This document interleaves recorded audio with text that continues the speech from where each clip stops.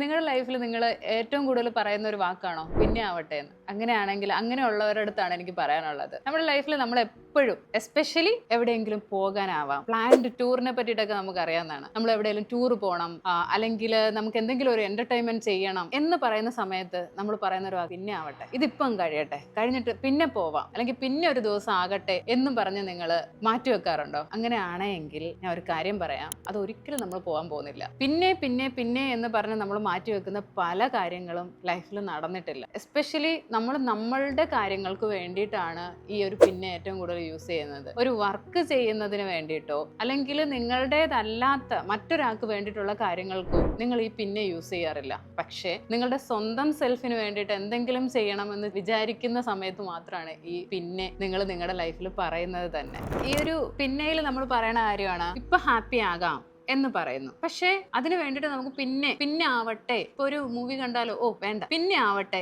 എന്ന് നമ്മൾ പറയും. നിങ്ങളൊരു കാര്യം മനസ്സിലാക്കുക, നിങ്ങൾ ഇപ്പോൾ ഉള്ള ഈ ഒരു മൊമെന്റ്, ഞാനിപ്പോ ക്യാമറയിൽ നോക്കി സംസാരിക്കുന്നു, ഈ ഒരു മൊമെന്റ് എനിക്കിനി റീക്രിയേറ്റ് ചെയ്യാനേ പറ്റുള്ളൂ. ഇതിപ്പോഴാണ്, ഇനി ഇത് വരില്ല.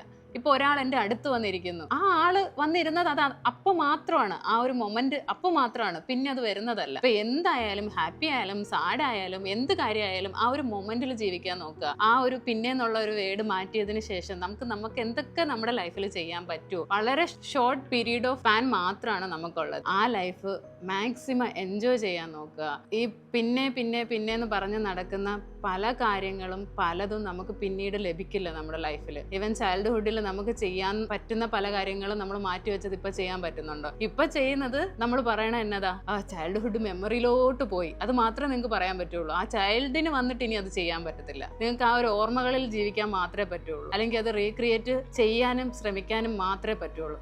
So be in this moment. ഈ കോൺസെപ്റ്റിനെ പറ്റിയിട്ടുള്ള നിങ്ങളുടെ അഭിപ്രായം താഴെ കമന്റ് ചെയ്യുക. ഇതുപോലുള്ള യൂസ്ഫുൾ വീഡിയോസിനെ ചാനൽ സബ്സ്ക്രൈബ് ചെയ്യുക.